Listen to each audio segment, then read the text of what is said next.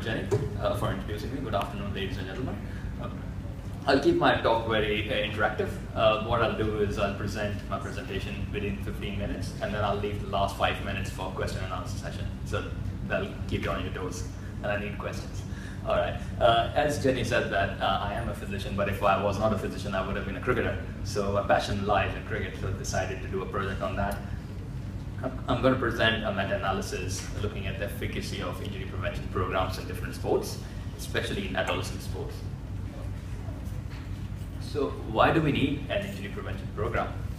We need an injury prevention program because it puts the load off from the health system and helps people engage in sport. Why do we need it specifically in adolescent sport? Because of the fact that adolescents are, the most amount of injuries that adolescents have is while playing sport in Australia. So currently I'm working on development of an injury prevention program, which is a Cricket 11 Plus study in collaboration with Cricket Australia.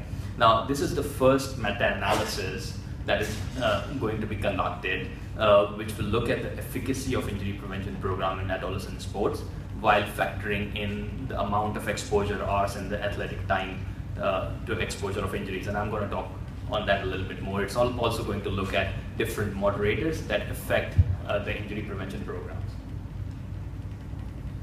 Now, why do we need to look at the efficacy of a warm-up or a neuromuscular training program?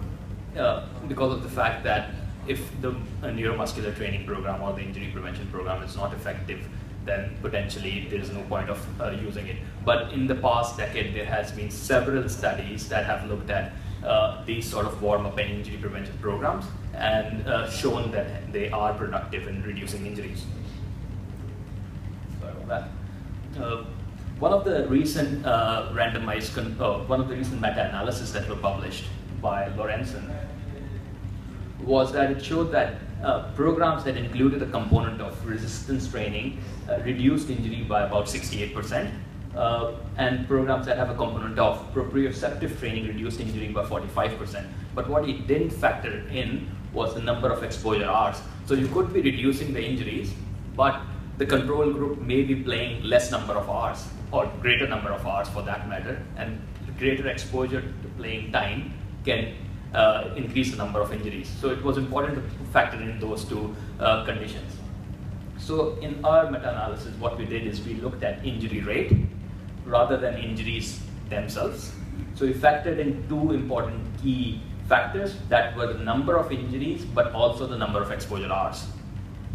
So if you were to put these two figures in a formula, then you can pretty much get the number of injuries per number of exposure hours, depending on what multiple you want to multiply it with. Now, when we talk about injury rate, it's also important to understand injury rate ratios, and I'm going to go through these definitions because it's important to understand them. Injury rate ratio is basically a ratio between the injury rate in the intervention group and the injury rate in the control group. Now, how would you understand that? So for example, you were to get an injury rate ratio of 0.8, that would mean or translate to 20% reduction in the intervention group. And it could be different if it was 1.2, that will mean a 20% increase in the injuries in the intervention group. So what do we mean by an injury prevention program? So it's important to understand this part of the definition. So by an injury prevention program, I mean, or in part of our study means that it is a program that involves either warm-up, stretching, neuromuscular training, agility, strength and conditioning, proprioceptive training that is structured to reduce injuries, and the time taken to perform this contents is greater than 15 minutes. The program partially or completely is performed in the playing field and is performed during the participating season or the playing season. In terms of injury, we have defined injury as any injury that can be registered and causes time loss. And this is according to the consensus statement by Fuller. But we've also included injuries that cause the player to seek medical attention while not taking time off the field. So there could be an injury where the player has sprained or strained, but continues to play. But when he goes home, he feels that he has done some amount of damage and has to go to a sports physician and has a lookup. The methods that we used were initially we did a systematic review looking at 7 different databases. We included 4 key criteria in our search term. The first criteria was the age. So as we were looking at the adolescent, we based the age between 10 to 20 years. This was based on one of the studies done by Carter, who showed that warm-up programs are more efficient in reducing injury in lower skill level players. The players with lower skill would have a greater benefit effect of the warm-up programs. We also included sports. We included the top 10 most common played sports in Australia and also the top 10 most common sports played in the world. We included different variation of the term of injury, and we included different variations for the term of injury prevention programs or the warm-up programs.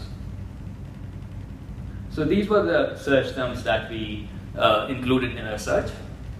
So as you can see, we included different variations for adolescent or for age, and we included the top 10 common sports, variations for injury, and variations for injury prevention programs or warm-up training programs. Inclusion criteria. This was important for our search. So we included all the studies that were randomized controlled trials, cluster randomized controlled trials, prospective cohort studies, which were specified in terms of injury prevention programs, and they were carried out between the ages of 10 to 20. We also put into consideration that we included only those studies that had organized teams playing in those studies. We also focused on only considering those studies that reported the number of exposure hours. Not only the number of injuries were important, but the number of exposure hours was important. And we looked at the neuromuscular or warm-up training programs that were greater than 15 minutes. So with a basic search, we found out around 5,000 studies. While going through these studies, this took me a lot of time. So this was the most excruciating bit of the study in itself. But we finally got 10 studies that fitted our criteria. The key characteristics that we picked out from these studies were study type, participant, how they were recruited, groups and the type of intervention that was carried out, the delivery of the program, how the program was delivered, the outcomes of the program, so basically looking at injury and the exposure hours, and also the follow-up period. I know this is quite small, but I've just put it in just to show you which studies we used and the sort of characteristics from each studies that we picked up. Now, interesting thing about this is that from the 10 studies that we found, we only found those studies concentrating on 3 sports. So we had either soccer, basketball, and handball. The other thing that we found is that 5 of the studies used the FIFA 11 plus warm-up program, whereas the other 5 used a different form of program. Out of the 10 studies, 2 studies had 2 components to the warm-up program, and the second component was use of a home-based training program. So the study by Amre over here had a 20-minute wobble board training program and also had a component of warm-up training program on the field. So then we pulled all the results. We looked at the total number of exposure hours for each study. We pulled up the total number of exposure hours. We looked at the total number of injuries in the intervention group. Then we made it into a factor of 100, so we got divided the number of exposure hours by 100. So we knew that these were the sets of 100 hours of exposure. And then we calculated the number of injuries per 100 hours of exposure. So we got that for the intervention group as well as for the control group. Then we went on to do a meta-analysis.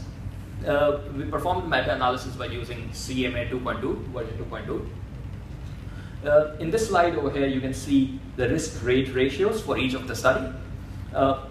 For example, this risk-rate ratio over here of 0.25 would mean that there would be around 75% reduction of injury, as I described previously how we calculated the risk-rate ratios.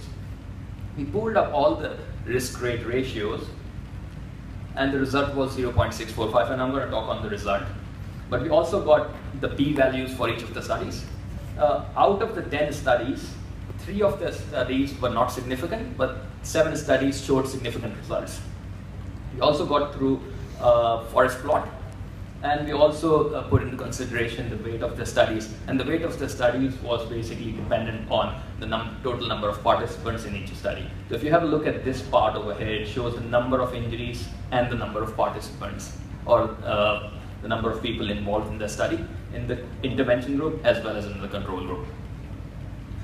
Our results showed that there was a 35% reduction in the number of injuries in the intervention group, and the p-value was less than 0.05. We also showed the confidence interval range between 0.53 to 0.78, which basically could be translated into 47% to 22% reduction in injuries in the intervention group if they were using the injury prevention programs.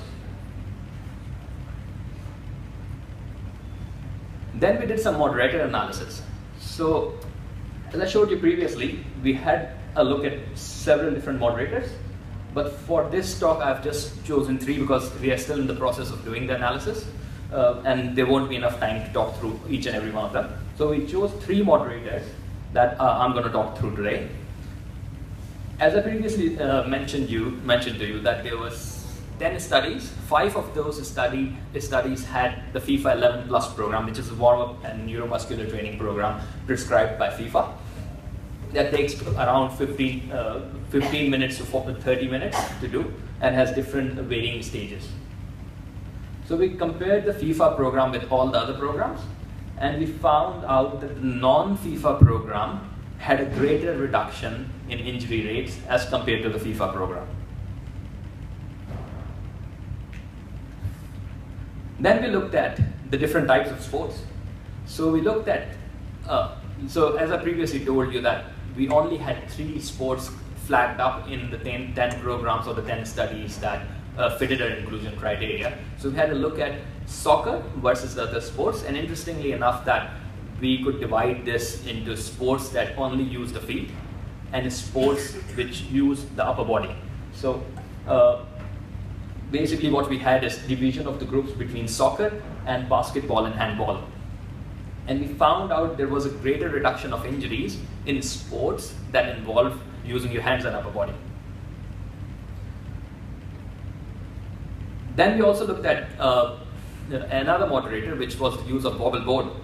So out of the 10 studies, 4 studies had the use of a wobble board, which is an external sort of a thing that includes the players to carry that with them and do some proprioceptive training or balance training. We found out that the studies which were using wobble board had a greater reduction in injury than the studies that didn't have a wobble board, but the p-values weren't significant. So for all these 3 moderators, they weren't significant, but there was a difference between the injury rates. We are currently doing the moderator analysis, and we are doing some meta regression, and when we publish the paper you can have a look at the details of that. So this is the first meta-analysis that looks at the efficacy of injury prevention programs in adolescent sport, but considering and factoring in the amount of exposure hours for each sport. It also provides an in-depth analysis on the different moderators that could play a key role in the injury prevention program.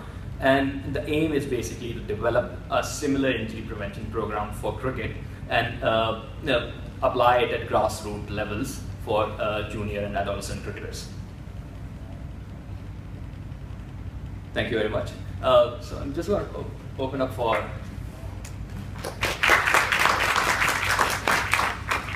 a few questions. Anyone have a burning question, if not? Is there any intention in your analysis to divide recreational, elite, sub-elite athletes? Yep. So when I was doing the moderator analysis, I had a look at the level of different sport. I haven't still done the analysis of that, but most of the studies concentrated on club or amateur level. I only had one study that was done in elite players, and also again, it's a little bit difficult to divide these because from country to country and sport to sport, the level of elite players would vary. But I'm still in the process of doing that, and I'll try to come up with some stats for that. Any other questions? You mentioned at the beginning that you looked at time loss injuries and non-time loss. Have you made any comparisons between the two? Unfortunately, that was not possible because of the fact that the papers did not report on the specifics of the injury, the severity of the time loss or the amount of time loss. Some of the papers did, but there were only 3 papers that defined that. So I didn't have enough data to do that. But that's a very interesting thing that should be looked at, the severity of the injury, whether the injury prevention programs were able to reduce severe injuries or whether they were able to reduce only injuries that were non-significant. And these are the sort of things we are going to factor in our meta-analysis, in our future study. There wasn't anything you found on rugby or cricket, for example? There's no program in cricket. I did not find anything on rugby. I'm interested if I may have missed something, and if somebody knows any other programs that I might have missed, I'd be very interested. But surprisingly, I did not find anything on rugby that fitted my inclusion criteria. Thank you very much. Thank you. We've now got an afternoon tea break.